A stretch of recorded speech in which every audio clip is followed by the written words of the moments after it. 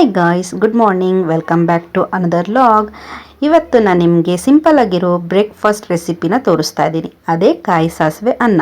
ಎಲ್ಲರಿಗೂ ಬೆಳಗ್ಗೆ ಆಯಿತು ಅಂತ ಅಂದರೆ ಎಲ್ಲ ಹೌಸ್ ವೈಫ್ ವುಮೆನ್ಸ್ಗೂ ಕೂಡ ಒಂದು ದೊಡ್ಡ ಟೆನ್ಷನ್ ಅಂತ ಅಂದರೆ ಏನು ಬ್ರೇಕ್ಫಾಸ್ಟ್ ಮಾಡೋದು ಅನ್ನೋದೇ ಆಗೋಗುತ್ತೆ.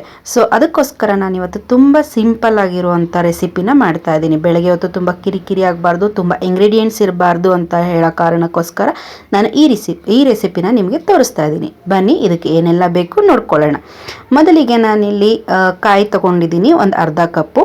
ಮತ್ತು ನಾನು ಸ್ವಲ್ಪ ಮಾಡ್ತಾ ಇರೋದ್ರಿಂದ ನಾನು ಸ್ವಲ್ಪನೇ ಕಾಯಿ ತಗೊಂಡಿರುವಂಥದ್ದು. ಮತ್ತು ನಿಂಬೆಹಣ್ಣು ಗಾತ್ರದ್ದು ಒಂದು ಹುಣಸೆ ಹಣ್ಣನ್ನು ನೆನೆ ಹಾಕ್ಕೊಂಡಿದ್ದೀನಿ. ಸ್ವಲ್ಪ ಬೆಲ್ಲ ಬೇಕಾಗುತ್ತೆ ಟೇಸ್ಟಿಗಷ್ಟೇ.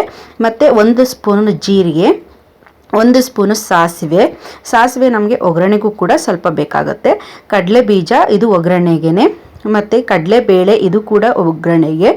ಇದರಲ್ಲಿ ಒಣಮೆಣಸಿನ್ಕಾಯಿ ಒಂದು 4 ತೊಗೊಂಡಿದ್ದೀನಿ. ಇದು ನಮಗೆ ಖಾರಕ್ಕೆ ರುಬ್ಕೊಳ್ಳೋದಕ್ಕೆ ಬೇಕಾಗುತ್ತೆ. ಮತ್ತು ಇಲ್ಲಿ ಕರಿಬೇವಿನ ಸೊಪ್ಪು ಮತ್ತು ಇನ್ನೊಂದೆರಡು ಒಣಮೆಣಸಿನ್ಕಾಯಿ ತೊಗೊಂಡಿದ್ದೀನಿ, ಇದು ಒಗ್ಗರಣೆದಕ್ಕೆ. ಮತ್ತು ಇದಕ್ಕೆ ಬ್ಯಾಡಗೆ ಮೆಣಸಿನ್ಕಾಯಿ ಕೂಡ ಬೇಕು, ನಾನು ಇಲ್ಲದೇ ಇರೋ ಕಾರಣ ನಾನು ತೊಗೊಂಡಿಲ್ಲ. ಅರಿಶಿನ ಒಂದು ಸ್ವಲ್ಪ, ಮತ್ತು ಇಂಗು.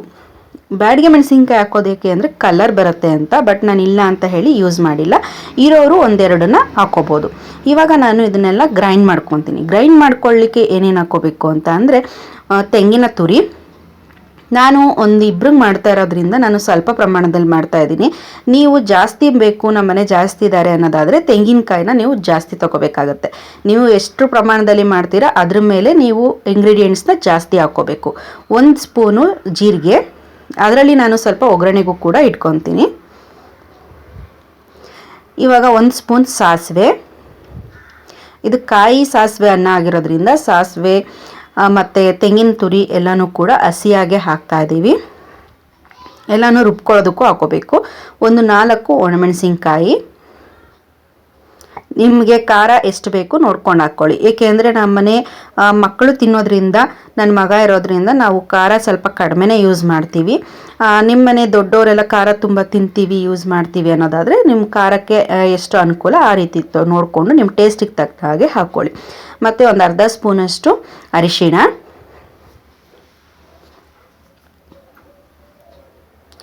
ಮತ್ತು ಹುಣಸೆ ಹಣ್ಣಿನ ರಸ.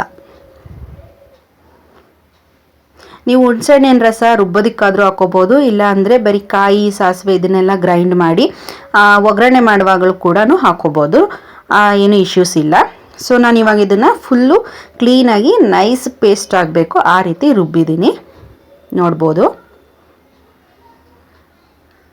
ಇದು ತುಂಬಾ ಟೇಸ್ಟ್ ಚೆನ್ನಾಗಿರುತ್ತೆ. ಮತ್ತು ಇದು ತುಂಬ ಹಳೆ ಕಾಲದ ರೆಸಿಪಿ, ಏನು ಹೊಸದಂತ ಅಲ್ಲ. ನಮ್ಮ ಅಮ್ಮ ನಮಗೆ ಸ್ಕೂಲ್ಗೆ ಕಾಲೇಜಸ್ಗೆ ಹೋಗುವಾಗೆಲ್ಲ ಟಿಫನ್ ಬಾಕ್ಸ್ಗೆ ಮಾಡ್ತಾಯಿದ್ರು. ಮತ್ತು ಒಂದು ಕಡೆ ರೈಸ್ ಕೂಡ ರೆಡಿ ಮಾಡಿ ಇಟ್ಕೊಂಡಿದ್ದೀನಿ ನಾನು.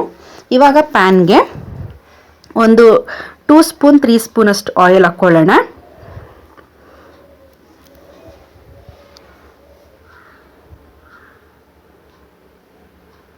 ಆಯಿಲ್ ಸ್ವಲ್ಪ ಹೀಟ್ ಆದಮೇಲೆ ಅದಕ್ಕೆ ಸ್ವಲ್ಪ ಸಾಸಿವೆ ಮತ್ತು ಜೀರಿಗೆ,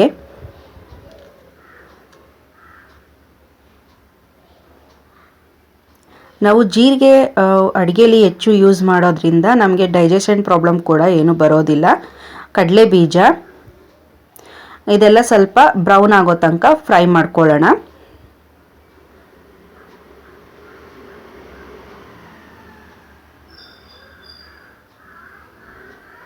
ಬೆಳಗಿನ ಬ್ರೇಕ್ಫಾಸ್ಟ್ಗೆ ಈಸಿಯಾಗಿ ಮಾಡ್ಕೋಬೋದು, ಯಾವುದೇ ರೀತಿ ಟೆನ್ಷನ್ ಇರೋದಿಲ್ಲ, ತುಂಬ ಇಂಗ್ರೀಡಿಯೆಂಟ್ಸ್ ಬೇಕಾಗೋದಿಲ್ಲ, ಮತ್ತು ತುಂಬ ಟೈಮ್ ಕೂಡ ಬೇಕಾಗೋದಿಲ್ಲ. ಫಟಾಫಟ್ ಅಂತ ಹೇಳಿ ನಮ್ಮ ಬ್ರೇಕ್ಫಾಸ್ಟ್ ರೆಡಿ ಆಗೋಗುತ್ತೆ. ಎಲ್ಲ ಹೌಸ್ ವೈಫ್ಗೂ ಬೆಳಗ್ಗೆನೇ ತುಂಬಾ ಟೆನ್ಷನ್ ಅಂತ ಹೇಳ್ಬೋದು. ಈಗ ಕಡಲೆಬೇಳೆ ಕೂಡ ಹಾಕ್ಕೊತಾ ಇದ್ದೀನಿ ಫ್ರೈ ಮಾಡ್ಕೊಡೋದಕ್ಕೆ. ಬೆಳಗ್ಗೆ ಆಯಿತು ಅಂದರೆ ಟಿಫನ್ ಏನು ಮಾಡೋದು, ಬೆಳಗ್ಗೆನೇ ಎಲ್ಲರೂ ಹಸ್ಬೆಂಡ್ ಕೂಡ ಬ್ಯುಸಿ ಇರ್ತಾರೆ, ಮಕ್ಕಳಿದ್ರೆ ಅವರು ಸ್ಕೂಲಿಗೆ ರೆಡಿ ಮಾಡಬೇಕು. ಈ ರೀತಿ ಬೆಳಗ್ಗೆನೇ ನಮಗೆ ಟೆನ್ಷನ್ಸ್ ಜಾಸ್ತಿ ಇರುತ್ತೆ. ಸೊ ಆವಾಗ ನಾವು ಈ ರೀತಿ ಈಸಿ ರೆಸಿಪೀಸ್ನ ಮತ್ತು ಆಗಲೇ ಹೆಲ್ದಿಯಾಗಿರೋ ರೆಸಿಪೀಸ್ನ ಟ್ರೈ ಮಾಡ್ಬೋದು. ಇವಾಗ ನಾನು ಕರಿಬೇವಿನ ಸೊಪ್ಪು ಮತ್ತು ಒಣಮೆಣಸಿನ್ಕಾಯಿ ಕೂಡ ಹಾಕ್ಕೊತಾ ಇದ್ದೀನಿ ಒಗ್ಗರಣೆಗೆ. ಇದೆಲ್ಲನೂ ಸ್ವಲ್ಪ ಚೆನ್ನಾಗಿ ಫ್ರೈ ಆಗಬೇಕು. ಅದಕ್ಕೆ ಸ್ವಲ್ಪ ಇಂಗನ್ನ ಯಾವುದೇ ಅಡುಗೆಗಾದ್ರೂ ಒಗ್ಗರಣೆಗೆ ಹಾಕಿದ್ರೇ ಅದ್ರ ಟೇಸ್ಟ್ ಬರೋದು. ಗಾದೆನೇ ಇದೆ ಅಲ್ವಾ, ಹಿಂಗು ತೆಂಗು ಇದ್ದರೆ ಮಂಗನೂ ಕೂಡ ಅಡುಗೆ ಮಾಡ್ಬೋದು ಅಂತ, ಆ ರೀತಿ. ಮತ್ತು ನಾವು ಏನು ರುಬ್ಬಿಟ್ಕೊಂಡಿದ್ವಿ ಮಸಾಲೆ ಅದನ್ನು ಕೂಡ ಆ್ಯಡ್ ಮಾಡ್ತಾಯಿದ್ದೀನಿ. ಇವಾಗ ನಾನು ಆ್ಯಡ್ ಮಾಡಿ ಸ್ವಲ್ಪ ಅದಕ್ಕೆ ನೀರು ಮಿಕ್ಸ್ ಮಾಡಿದ್ದೀನಿ. ಇದು ನಾವೆಲ್ಲ ಹಸಿದನ್ನೇ ರುಬ್ಕೊಂಡಿರೋದ್ರಿಂದ ಅದು ಹಸಿ ಸ್ಮೆಲ್ ಹೋಗೋ ತನಕ ನಾವು ಚೆನ್ನಾಗಿ ಫ್ರೈ ಮಾಡಬೇಕು. ಎಣ್ಣೆ ಬಿಟ್ಕೊಳ್ಳುತ್ತೆ, ಎಣ್ಣೆ ಅಂಶ ಬಿಟ್ಕೊಳ್ಳೋ ತನಕ ನಾವು ಇದನ್ನು ಚೆನ್ನಾಗಿ ಫ್ರೈ ಮಾಡಬೇಕಾಗತ್ತೆ. ಲೋ ಫ್ಲೇಮಲ್ಲೇ ಇರಲಿ, ಯಾವುದೇ ಕಾರಣಕ್ಕೂ ಫ್ಲೇಮ್ನ ಹೈ ಮಾಡಬೇಡಿ. ಲೋ ಫ್ಲೇಮಲ್ಲೇ ಇದನ್ನು ಚೆನ್ನಾಗಿ ಫ್ರೈ ಮಾಡ್ಕೊಳ್ಳೋಣ.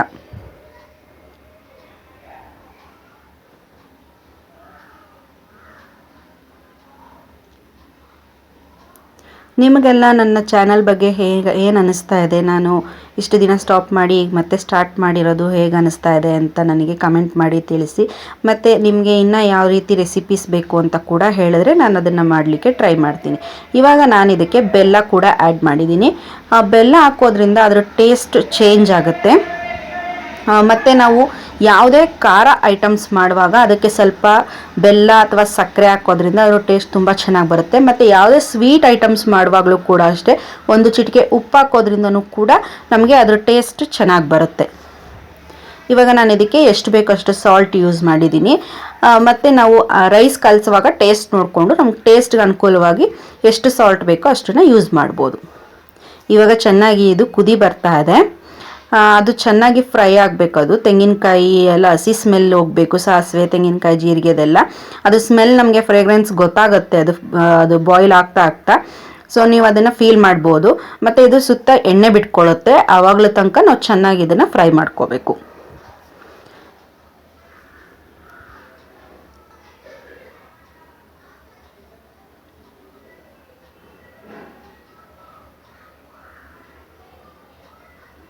ಇದ್ರದ್ದು ಟೇಸ್ಟ್ ಕೂಡ ಅಷ್ಟೇ ತುಂಬಾ ಚೆನ್ನಾಗಿರುತ್ತೆ. ನೀವು ಟ್ರೈ ಮಾಡಿ ನನಗೆ ಕಮೆಂಟಲ್ಲಿ ತಿಳಿಸಿ, ನೀವು ಟ್ರೈ ಮಾಡಿದ್ರೆ ಹೇಗೆ ಬಂತು ಅಂತ. ಇದು ಆಲ್ಮೋಸ್ಟ್ ಇವಾಗ ಆಗಿದೆ. ಸೊ ಇದಕ್ಕೆ ನಾವು ರೈಸ್ ಹಾಕಿ ಮಿಕ್ಸ್ ಮಾಡ್ಕೋಬೋದು ಇವಾಗ.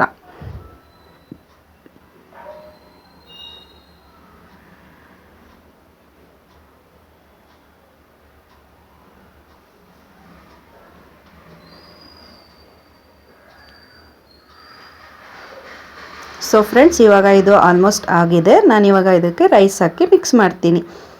ಸೊ ನೋಡ್ಬೋದು ನೀವು, ಇದಕ್ಕೆ ಬ್ಯಾಡಿಗೆ ಮೆಣಸಿನ್ಕಾಯಿ ಹಾಕಿದರೆ ಕಲರ್ ಇನ್ನೂ ಡಾರ್ಕ್ ಬರ್ತಿತ್ತು. ನಾನು ಆಗಲೇ ಹೇಳ್ದಾಗೆ ನನಗೆ ಇವತ್ತು ಅದು ಸಿಗದೇ ಇರೋ ಕಾರಣ ನಾನು ಇಷ್ಟೇ ಮಾಡಿದ್ದೀನಿ. ಸೊ ಈ ವಿಡಿಯೋ ನಿಮಗೆ ಇಷ್ಟ ಆಯಿತು ಅಂತ ಅಂದ್ಕೊತೀನಿ. ಇಷ್ಟ ಆದರೆ ಲೈಕ್ ಮಾಡಿ, ಶೇರ್ ಮಾಡಿ, ಕಮೆಂಟ್ ಮಾಡಿ. ಇನ್ನೂ ಯಾರ್ಯಾರು ನನ್ನ ಚಾನಲ್ನ ಸಬ್ಸ್ಕ್ರೈಬ್ ಮಾಡ್ದಿರಾ ನೋಡ್ತಾ ಇದ್ದೀರಾ, ಪ್ಲೀಸ್ ಸಬ್ಸ್ಕ್ರೈಬ್ ಮಾಡಿ. ನೀವು ಸಬ್ಸ್ಕ್ರೈಬ್ ಮಾಡೋದ್ರಿಂದ ನನಗೆ ನೀವು ಸಪೋರ್ಟ್ ಮಾಡ್ತಿದ್ದೀರಾ ಅಂತ ನನಗೆ ಗೊತ್ತಾಗುತ್ತೆ. ಆವಾಗ ನನಗೆ ಇನ್ನೂ ಹೆಚ್ಚು ವೀಡಿಯೋಸ್ ಮಾಡೋದಕ್ಕೆ ಎಂಕರೇಜ್ ಸಿಕ್ದಂಗೆ ಆಗುತ್ತೆ. So thanks for watching guys.